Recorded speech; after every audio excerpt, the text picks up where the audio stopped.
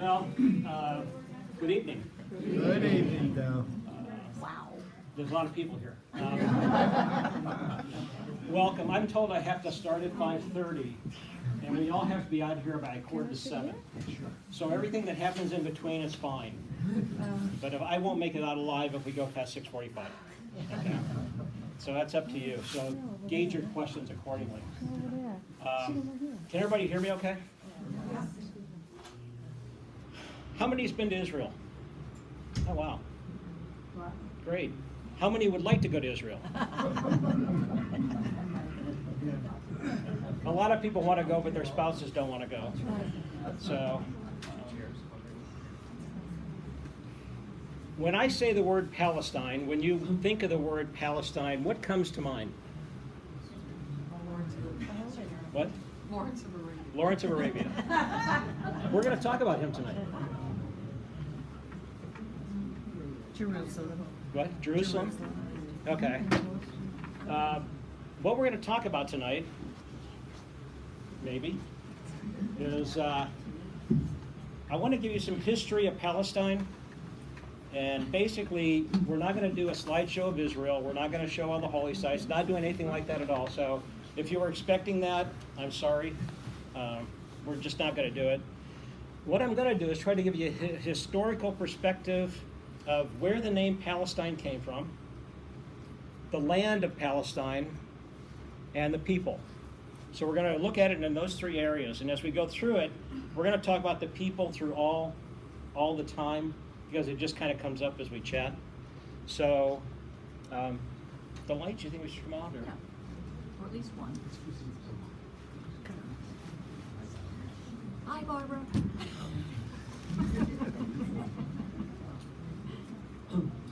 The area we're going to be talking about, for the most part, is in the blue rectangular box. This is a map of the Middle East. Now, different people call the Middle East different things. They expand it, they contract it. If you talk to certain people who are academics, they say there is no such thing as the Middle East. So it depends who you talk to. The place we're going to be talking about is right in this area. For those of you who are not really familiar, you have Turkey up top, Syria, Iraq, Saudi Arabia, Jordan. And we're going to be talking about some of those tonight, but mainly we're going to concentrate on the modern day of Israel, that land right there, and the West Bank. Palestine. You've heard of Palestinians. We talk about Palestinians all the time. We use that word a lot. I have to go all the way back to 70 AD to tell you how all this starts. So bear with me. There's going to be a lot of facts tonight, and there's a test at the end. So I hope you take notes. In 70 AD, actually in 68 AD or AD 68, however you want to say that, the Jews revolted against the Roman Empire. The war lasted about 5 years, culminating in Masada. If you've heard of Masada, Jewish people there committed suicide instead of surrendering to Rome. Titus invaded Jerusalem. They totally destroyed the city, and they burnt the temple, the holy temple. They didn't mean to burn it. It was an accident, but it was burned, and then it was torn apart for all the gold that was in there. But that's another story. So in 70 AD, it was called the First Jewish War, and they destroyed Jerusalem. The reason I was going back that far is because at that time, in 70 AD, there was no such thing as Palestine. Okay? They minted a coin to commemorate the destruction of Jerusalem. This coin was minted in sometime in the 70s, and it says on the right, for all you Latin scholars, Judah is conquered, or Judea.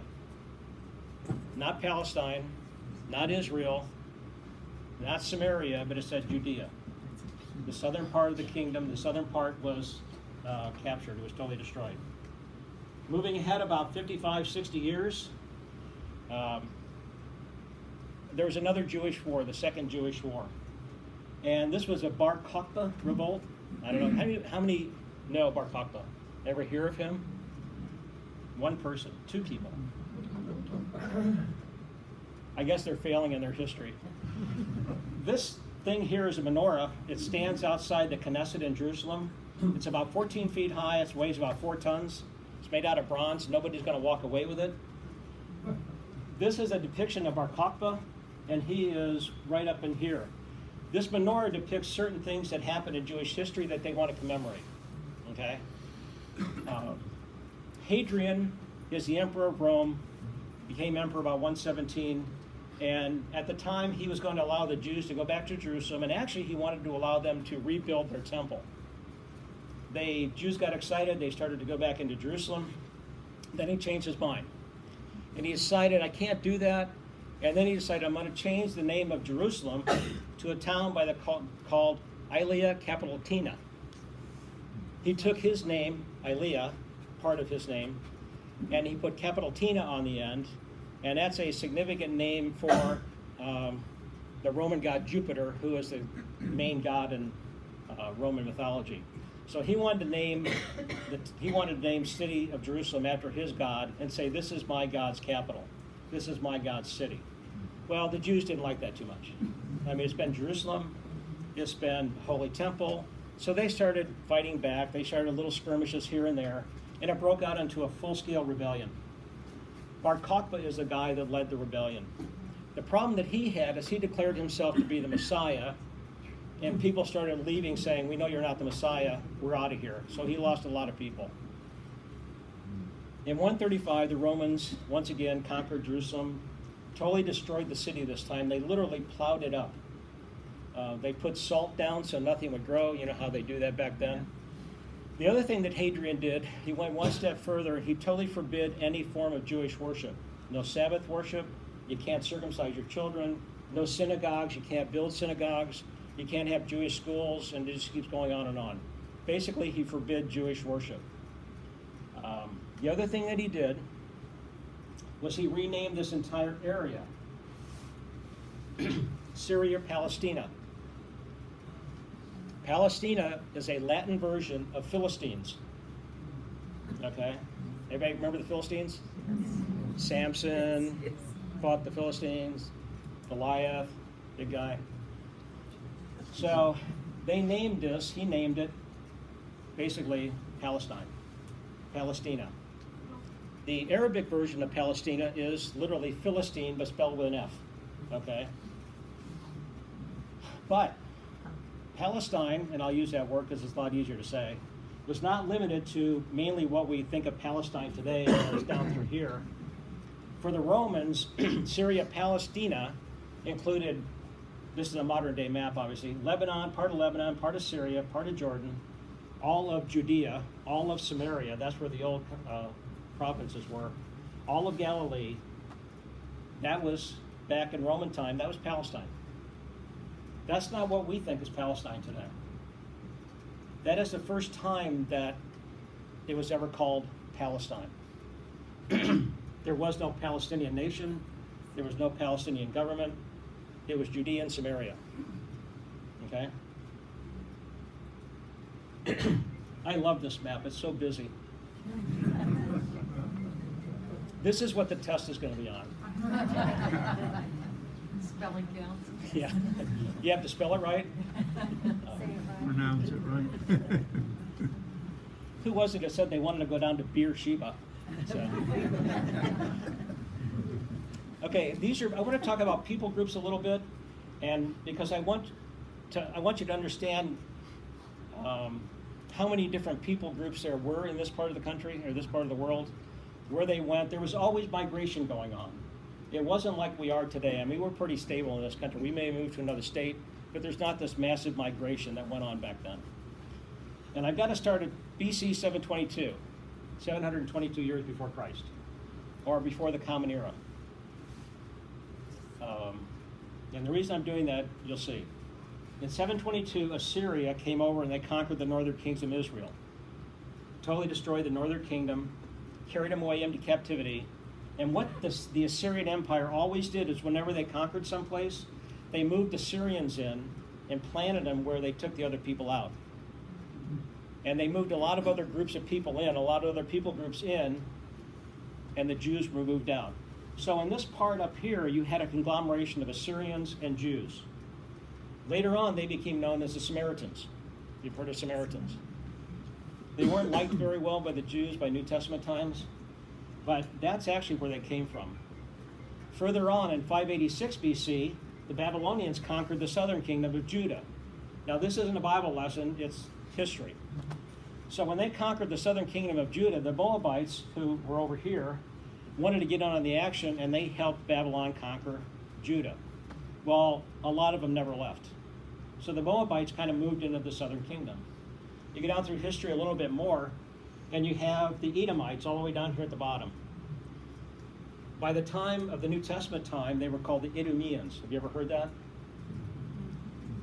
Guys, there's going to be a test, okay? So Idumeans. The most famous Idumean that you have is Herod in the Bible, okay? King Herod, he was an Idumean. He converted to Judaism, but he was really an Edomite. I'll say that because it's a lot easier, okay? He was an Edomite. Well, these guys came in and they settled in this whole southern part of Judah. So by the time the Romans destroyed this place in 70 AD and 132, you had a conglomeration of people groups from all over the place kind of living that area. They weren't all Arabs, okay? They were not all Arabs. It was just a whole group of different types of people. And that's very important because as we go on and talk about the people, this will all come up again. Now we're going to talk about the land and the people again. You can't get rid of the people. I would love to, you just can't do it. By the way, this lithograph is by David Roberts, he was a fabulous painter in the 1830s and 40s. He took a tour of the Holy Land in Egypt, and he drew this, and he came back to England, and he painted it. But this is a painting or a lithograph of the eastern gate going into Jerusalem. For those of you who have been there, you've probably seen this. It's also called the Golden Gate. According to Ezekiel, Old Testament prophet, Messiah is supposed to go in through that gate, okay? And the Jews say, well, if Messiah goes in, then Elijah has to go in before Messiah goes in. So this is where Elijah and Messiah, according to Jews, are going to go into Jerusalem, okay?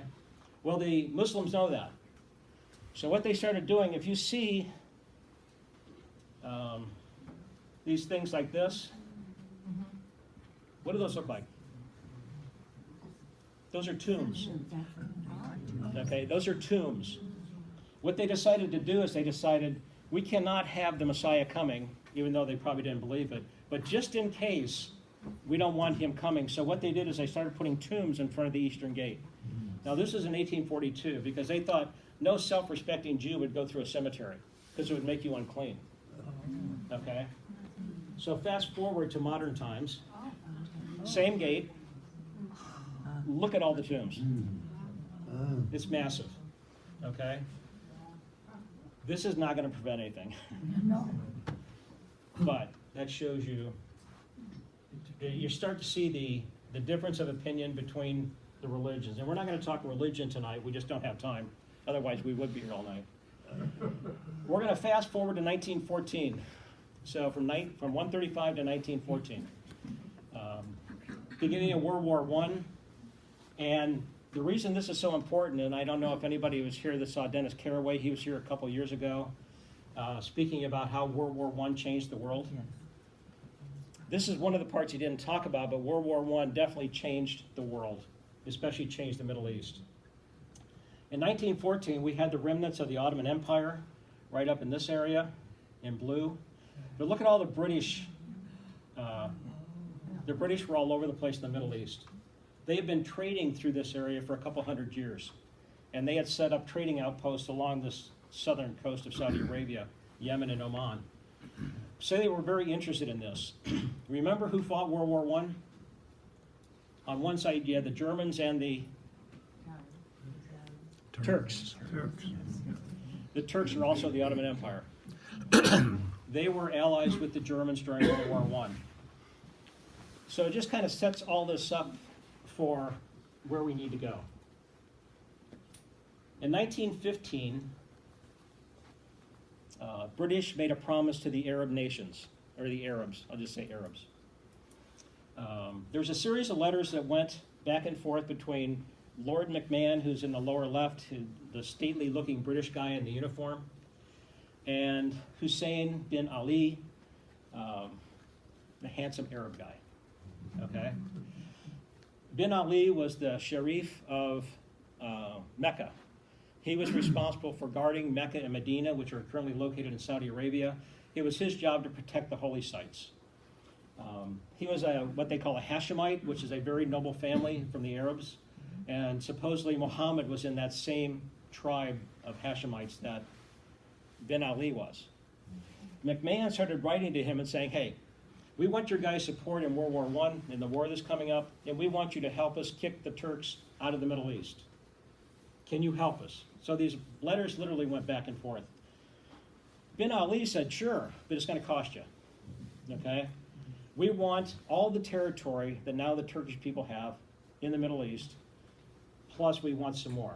So these letters kept going back and forth, and the British basically said, okay, however, there's one stretch you can't have. And there was a stretch along the Mediterranean coast, this right up in this area, is blotted out. And basically, if you remember the other maps, down here, this is the Sea of Galilee, that's the Dead Sea. So modern day Israel is down in this area. So they were willing to take everything in here except Lebanon and a southern part of Syria. Now the British will argue about this because they say, no, we didn't want them to have this either, but the Arabs thought they were going to get it. Okay, so they agreed. And Bin Ali had two sons, Abdullah and Faisal. And in 1916, they started what they call the Arab Revolt. And the Arab Revolt is when the Arab tribes went to war with the Turks. And there were a couple 100,000 Turks in the Middle East. They had a huge army down there. And the Arabs were organized in little tribes, honestly. They weren't very large. But they kept adding tribe upon tribe upon tribe.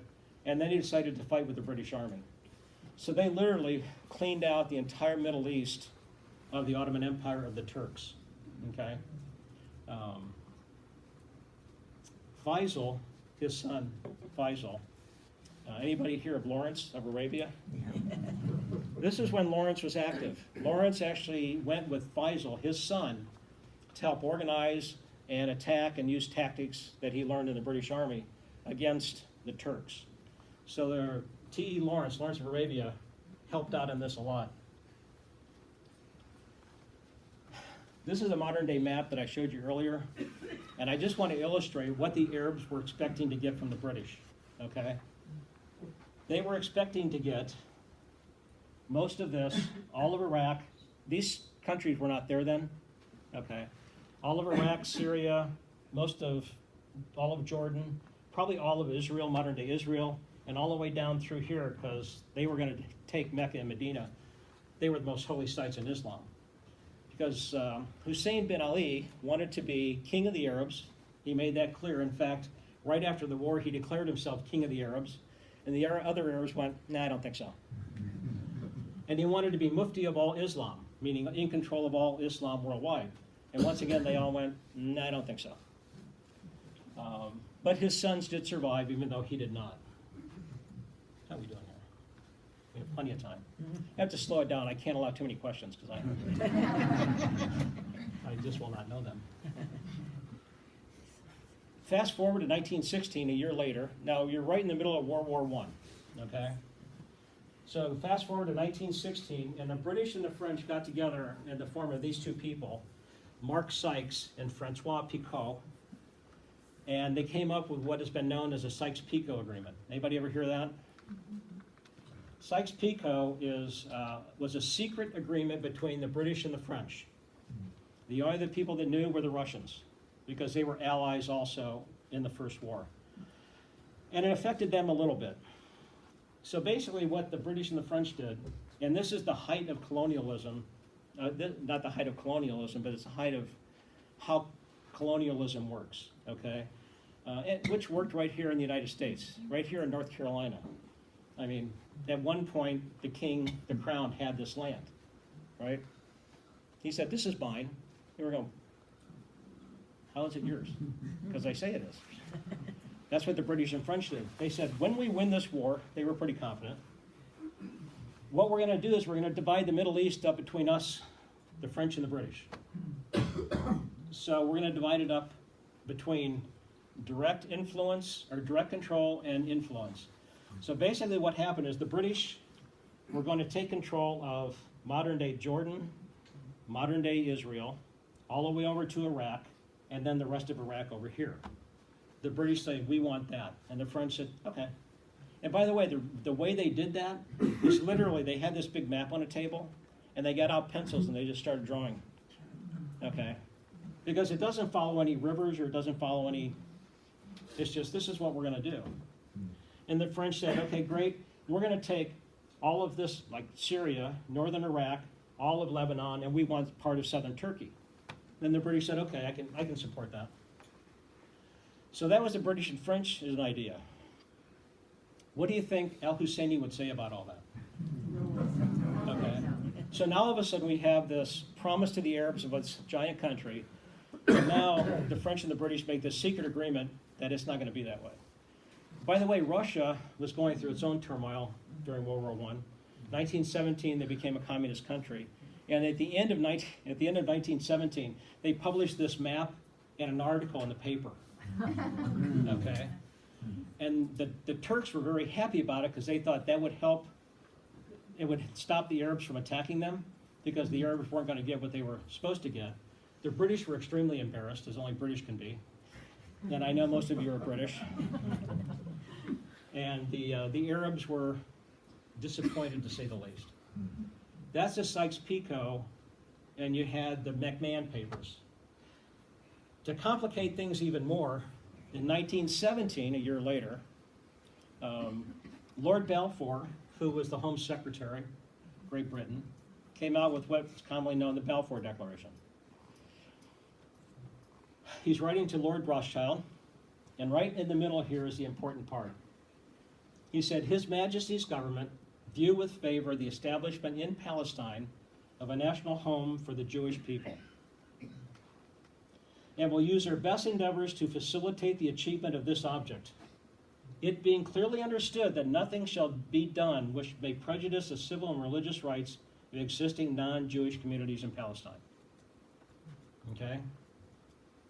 So you have the letters between McMahon and Ben Ali, who were expecting one thing. You have the Sykes-Picot agreement between the British and French, who kind of said, this is how it's going to be. Then you had the British Home Secretary who said, not so fast. Okay? We need to establish a Jewish homeland in that part of the country, that part of the world. So, Did any of these people know what the other ones were doing, but they just didn't care? yeah. Okay. How do you spell You were in the Navy, you knew that. Yeah. For all you government employees, this sounds really familiar, doesn't it? And he said at the end, would you relay this to the Zionist Federation? Anybody hear of Zionism? Yeah. Zionism has a bad name in a lot of circles. Zionism's basic tenet was basically, we need a homeland for Jews, and we want to go back to our ancestral homeland, and we want to encourage people to go back there. So what they did is they formed Zionist unions all over the world, got a lot of governments to kick in some money, and they started, Jews started to immigrate into what is modern-day Israel in 1881. So this is going on for a long time, okay? But this really put the stop on the Sykes-Picot agreement and also on the McMahon letters. And everything kind of fell apart. So if you're an Arab, what would you be thinking at this point, being an Arab at the beginning of the war saying, yeah, we'll fight for you, guess what we're going to get? Trade. So if you're a Jew, though, and you've been immigrating in, and all of a sudden the British come out and say, we want to create a Jewish homeland, fabulous. This wasn't the start of the tensions, but this really ratcheted up the tensions between the Arabs and the Jews, and between the British and the Arabs, and between the British and the Jews. Okay? It just gets worse as we go along. What came out of this is a British mandate for Palestine. Everybody hear of the League of Nations? League of Nations started 1920s, right after World War I, and their goal was to prevent any war from happening ever again. They did a great job. One of the things they did is there was a conference at the end of World War I that there's always a peace conference, and all the allies got together who won, and they made certain rules, and they came up with certain things that they're going to do. And at this conference, they said, whatever happens, we need to incorporate the Balfour Declaration in what we do when we go forward. And everybody agreed to it, the French, the British, the Russians, okay. So then the League of Nations took over, and the League of Nations wrote what is called the British Mandate for Palestine. In the British Mandate for Palestine, it was mainly put together based on the Balfour Declaration to create a Jewish homeland in this area of the Middle East. A mandate, and Britain and French are called mandatories. And basically what it meant is the British were trustees of this area until the Jewish nation could get up to a level where they could support themselves, economy, government, and then the British would leave and let the Jewish nation take over. That was in 1920. 1948 is when it happened. It gets a little bit more complicated because a year or two later, the British exercised a clause in the League of Nations mandate, and they basically said, that's a lot of land. So what we're going to do is we're going to cut off of the Jordan River all the way down to here, and we're going to give that to the Husseins, Hussein bin Ali. So they gave this to the Arabs. Hussein bin Ali's son, Abdullah I, became the first king of this country. When it first became a country, it was called the Emirate of Transjordan. Today we know it as the Hashemite Kingdom of Jordan, or just Jordan.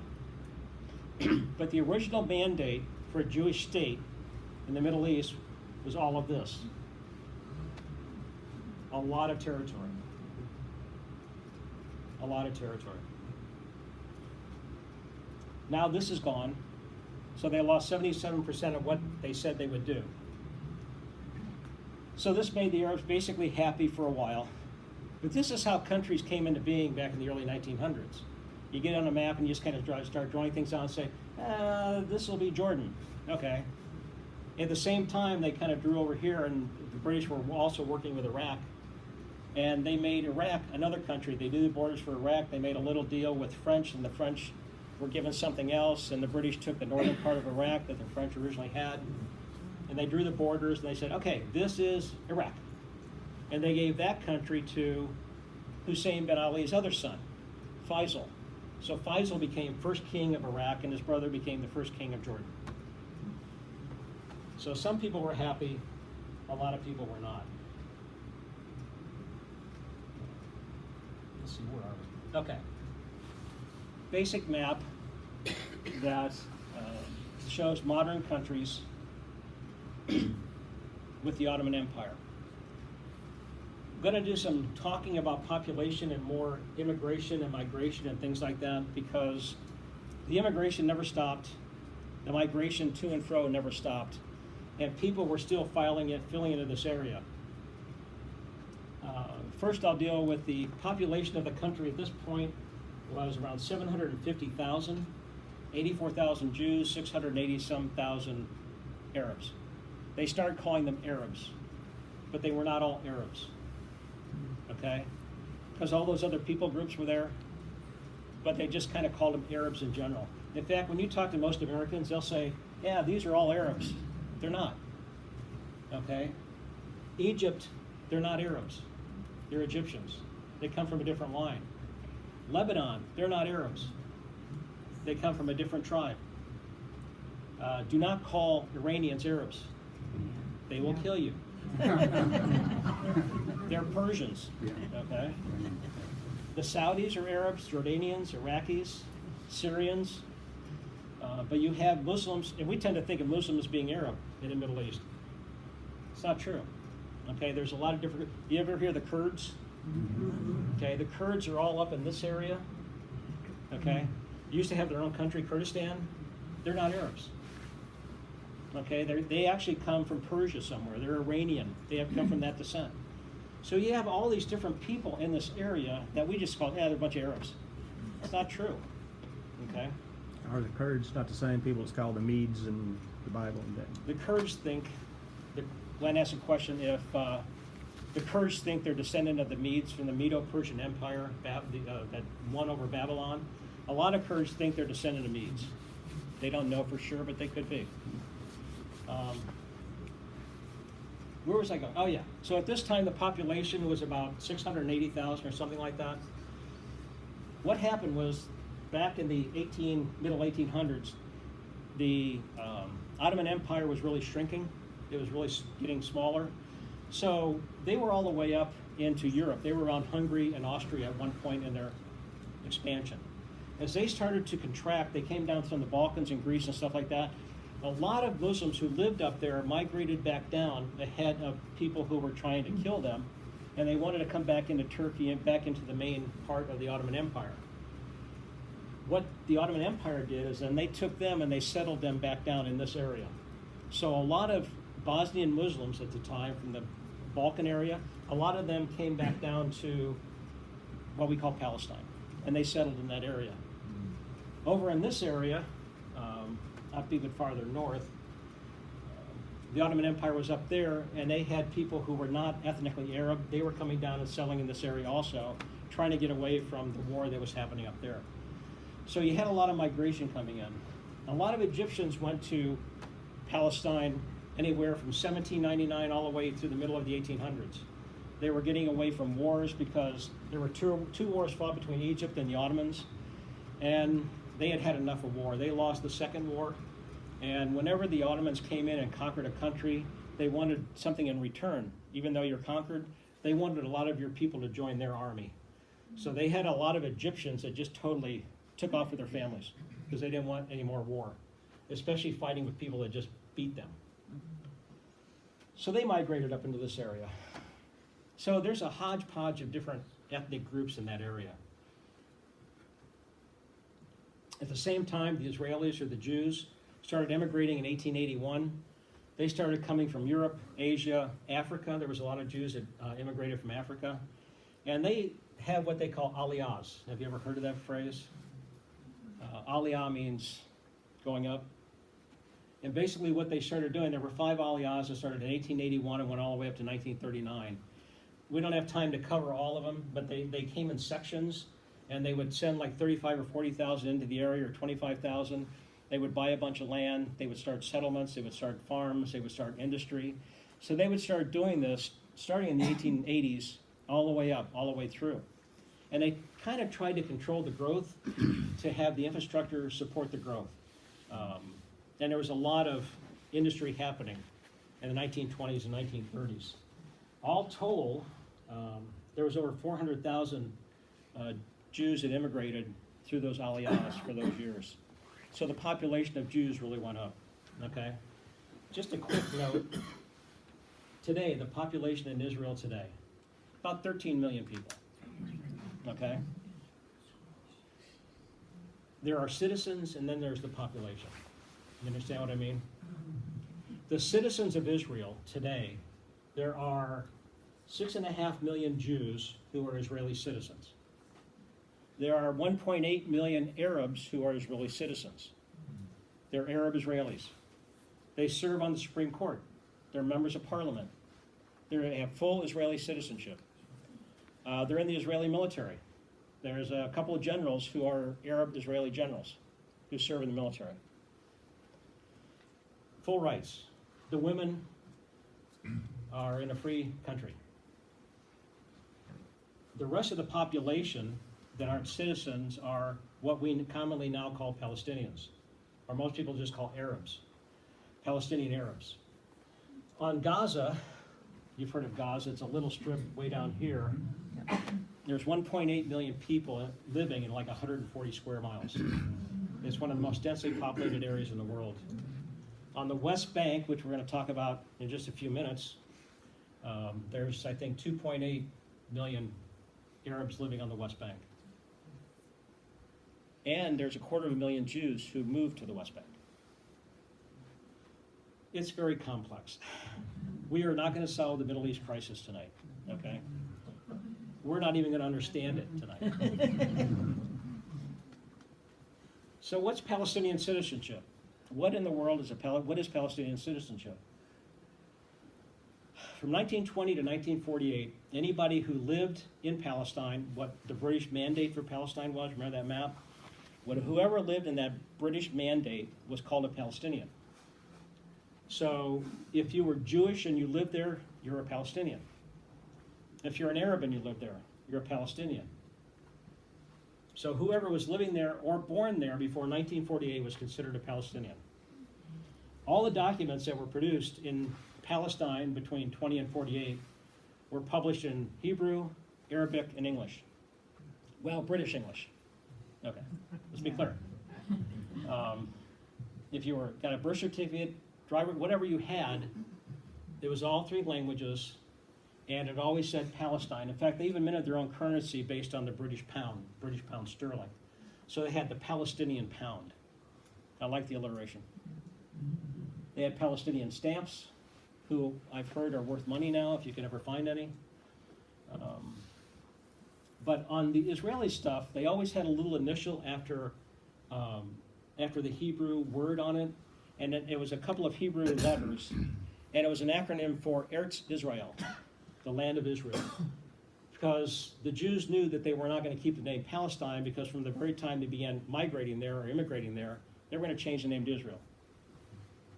So Palestine was a transitional name at best for them. Let's see where I am if I forgot anything.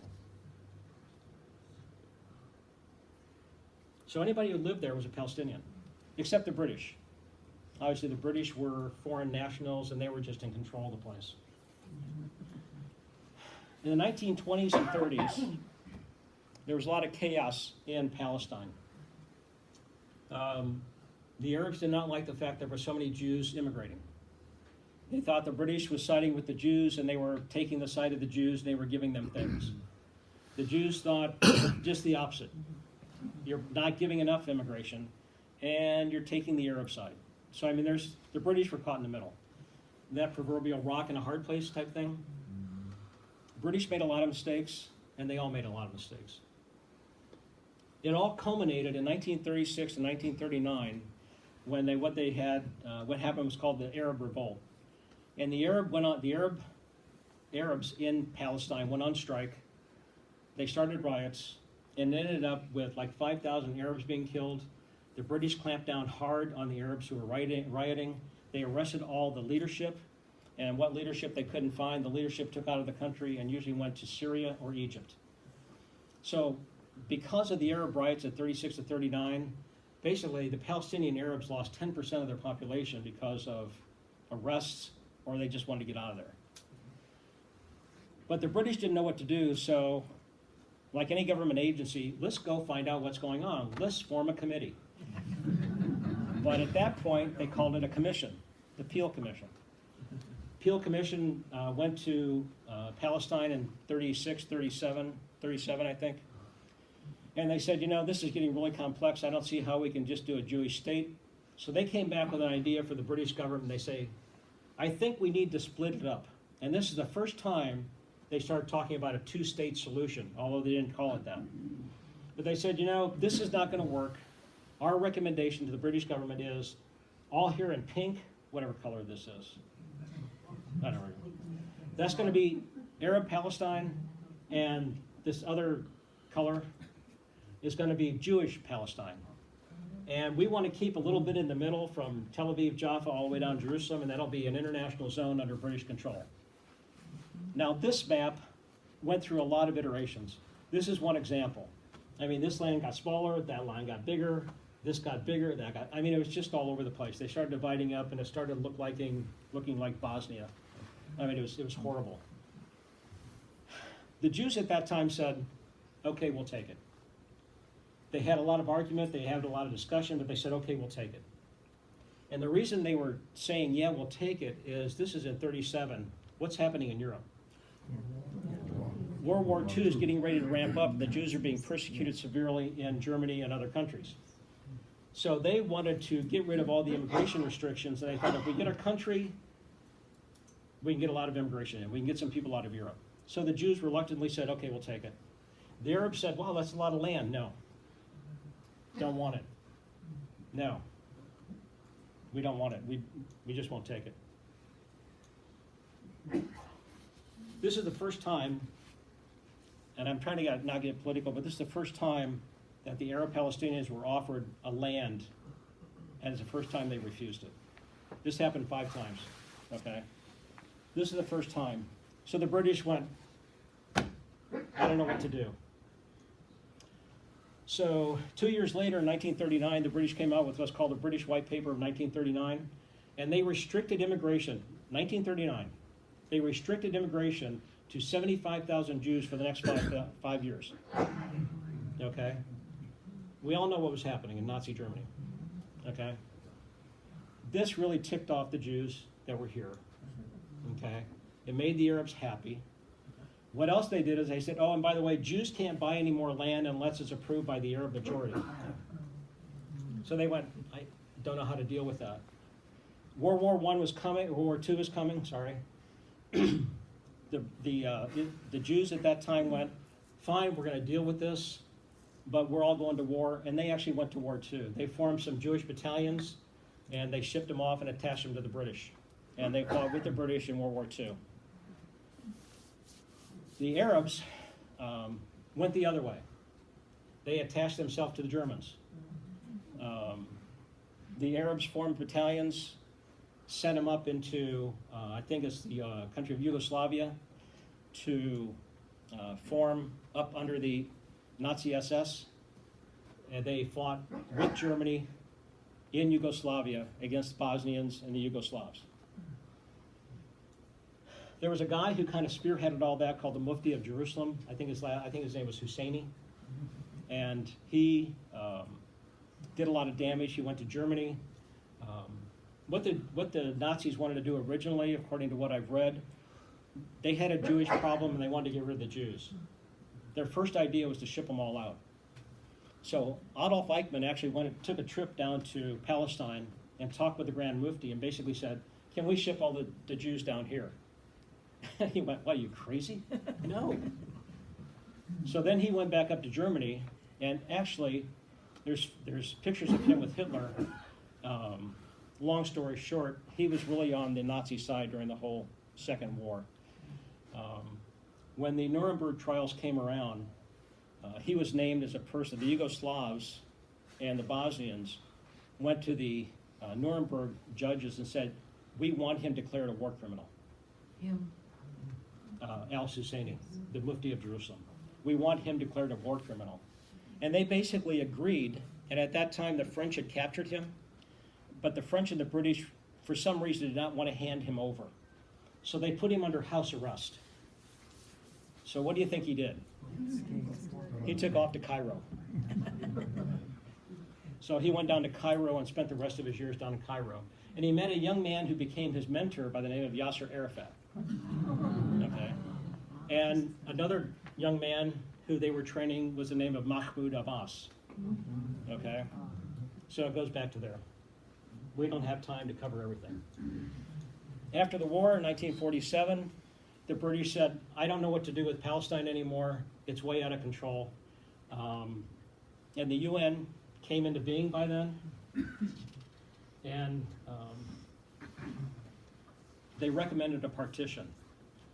A lot of things had happened in the 1940s, and I wish there was a guy here tonight who we saw a couple weeks ago, Derek. His father was a British police officer in this part of Palestine, I think from 46 to 48, right around there. He has some good stories. He's got some stuff from there. But a lot of things happened, okay? The Jews were really mad at the British because they wouldn't allow immigration. And they were really mad at the Arabs because they took part in the war with the Nazis. They were on the Nazi side. So there was a lot of stuff going on that is beyond control. There were several groups that were forming. By this time, the Jews had kind of formed sort of a government, and they have sort of a military. There was different parts of the military they were forming because they knew that they were going to have a nation soon, and they needed to get prepared. So they would raid British warehouses and steal rifles and machine guns and all that kind of stuff, and the Arabs would do the same thing. And it was just one of those chaotic times. The thing that really turned all this around for the British and said, we don't want to deal with this anymore, and they referred it to the UN, is in the late 40s, a Jewish group, they called them the Irgun, they were basically terrorists. Okay, Menachem Begin was part of that. and they started targeting a lot of British high officials. They started doing road bombs, they started bombing places, they started assassinating British, and they were ticked off because of World War II. The other groups, Haganah and Palmach, they were other parts of the Israeli military that was coming up. They did not want to do that. They kept trying getting the other group to stop, but they wouldn't. The British had had enough, and they said, United Nations, it's all over to you. United Nations came out, and in 1947, in November, they came out with a partition plan for Palestine. And in the partition plan, it's UN Resolution 181, they mentioned a Jewish state, but they don't ever reference a Palestinian state or Palestinians as a people in the UN resolution. Palestinians, the Arabs in Palestine right now, the Palestinian PLO and all those guys, they didn't start referring to themselves as Palestinians until the 1960s. And we'll cover that very briefly because my time is running out. So the partition plan basically stated separating the land into a Jewish state and an Arab state. And what you see there in blue is what the United Nations proposed for the Jewish state. They had the part all the way up here. They had Galilee. The very top part they did not have. The Arab state included all of the middle portion, which we now call the West Bank, and it's larger than the West Bank. And plus the Arabs had the Gaza Strip and down south in the Negev, the desert. The Jewish state was everything else. They had the coastal areas. Just for your information, it's only about 9 miles from here to here. It's not that big. And that's part of the problem when you try to defend yourselves. Either way, when you try to defend yourselves, it's an impossible situation. On May 14th, Buzz's birthday, 1948, they declared their independence. They became Eretz Israel, the state of Israel. Right after that, 5 Arab countries attacked: Lebanon, Syria, Jordan, Iraq, and Egypt. Morocco, the Sudan, and Saudi Arabia sent troops, but they didn't invade, but they supported Egyptian army and they supported the Syrian army. So they sent troops to do that. When it first started, the total combined armies of the Arabs were about 90,000. The start combined armies of Israel were 35,000.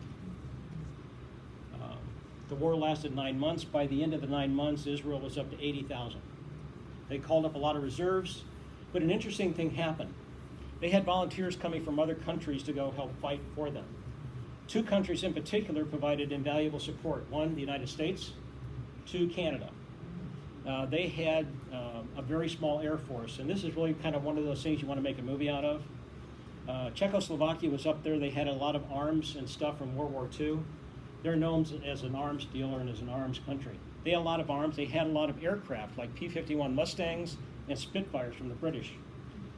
So what the Americans and the Canadians would do, who flew in World War II, they flew over to Czechoslovakia, and there just happened to be an airplane waiting for them. So they got in the airplane, then they flew into Israel.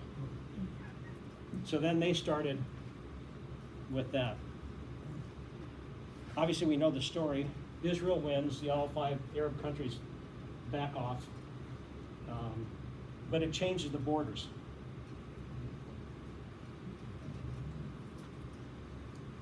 (1948) partition.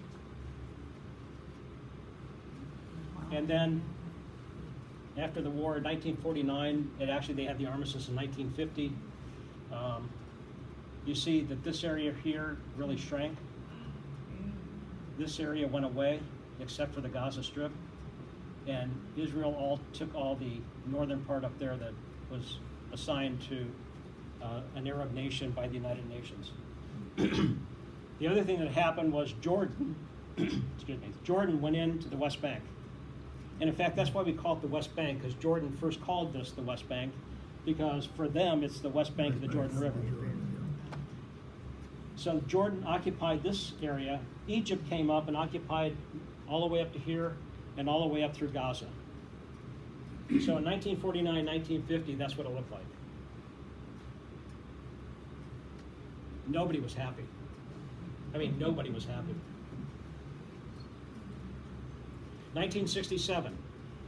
We're going to stop this today in 1967 because it gets so convoluted from then. Plus, I'm out of time. 1967, these were the borders of Israel. West Bank, Jordan had control. Gaza down there, Egypt had control. Egypt was all the way up along the border here. After the 67 war, it totally changed again. Funny thing about the 67 war, and I'm just a couple minutes, I want to tell you a little bit about it. As we all know, the Soviet Union was heavily involved in Syria and Egypt during this time. Arms, ammunition, training, advice, prompting. They basically used, like we do, other countries to test out their weapons and tactics. We do that too, okay? Russian intel called Syria and then called Egypt and basically said, we have intel that Israel is massing troops on your border. And we think that they're going to invade Syria, your country, in about 12 days. Syria got a little excited, so they put 75,000 troops on the border. And then they called Egypt. Gamal Nasser was the guy in Egypt, and they basically said, guess what? They're massing on the Syrian border, and he goes, hey, I'm going to go help my buddy Sid Syria. Plus, you never miss an opportunity. So they moved 100,000 troops up to this border with Israel.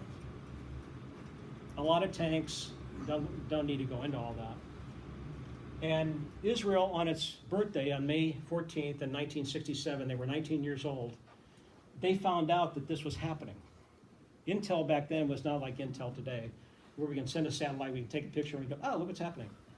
Back then, it took a little bit longer. And then they also found out that the Jordanians were massing troops on the West Bank border. So what would you assume? Yeah, or you just said there go, oi. So that was happening. The thing that kind of kicked off the war, I'm going to end in 5 minutes. Okay, the thing that's kind of kicked off the war was Egypt. There were UN observers down in this area of the Sinai, and the observers were down there to keep an eye on the Straits of Tiran, because Israel's port here at Elad, down through the Gulf of Aqaba, that's where their commercial shipping for anything they wanted to go east. They had a Mediterranean, but for everything they went east, they went down that. The UN observers were there to keep it open, to keep them honest.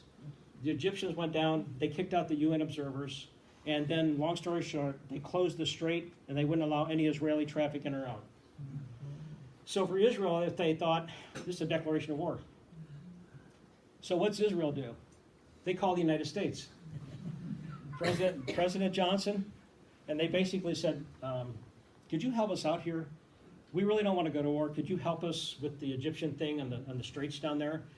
And he basically said, I'd really like to, but I have this other thing going on. Vietnam. And I may be able to get to it, but I can't.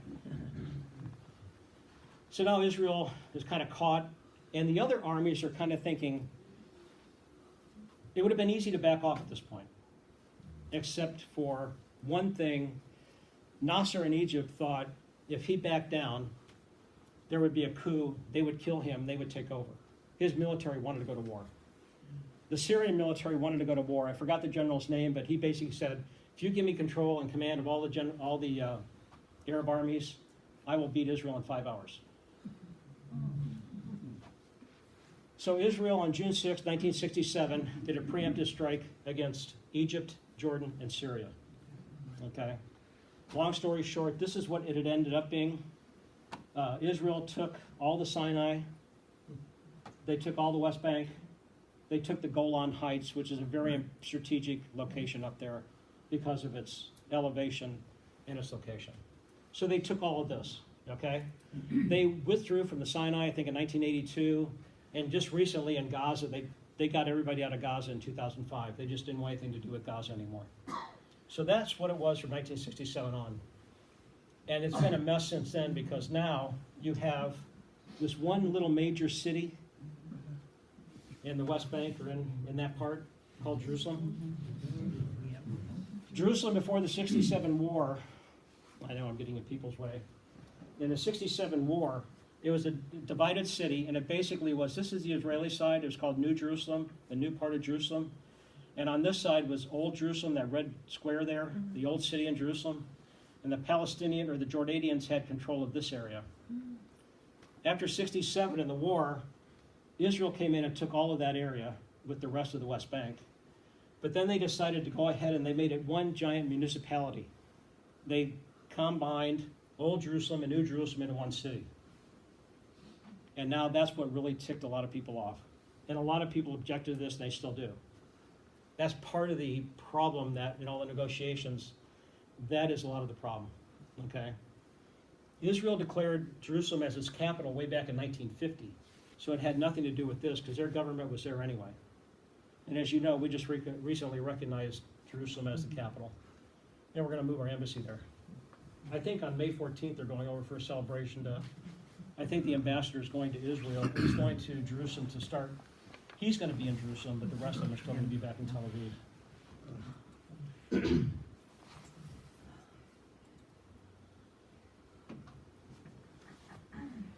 I have 3 minutes.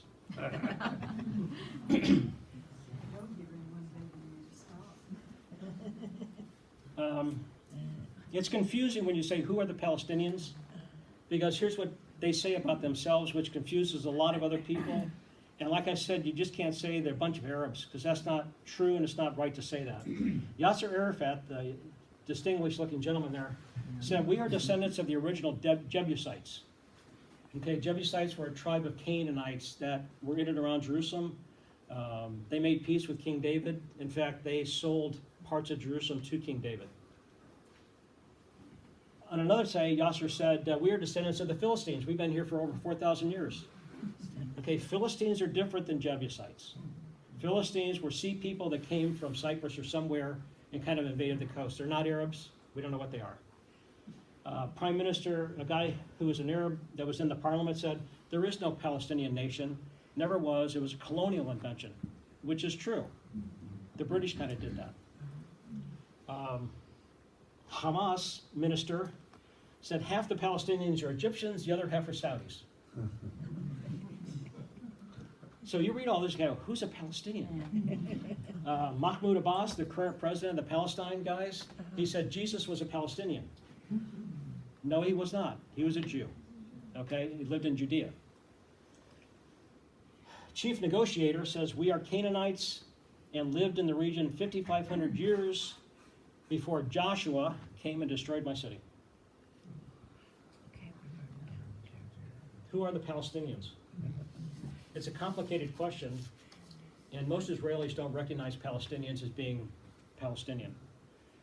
Everybody is dealing with Palestinians now. I think in 2012, the Palestinian, as a Palestine, was granted observer status at the United Nations. So it lends credibility to the name and the group. In conclusion,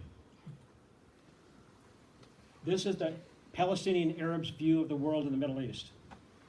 They said, you know what? Back in 1946, this is how much land we had. All the green or dark matter stuff over there, whatever color it is. This is all the stuff we had. Then when they partitioned it in 1947, we lost land.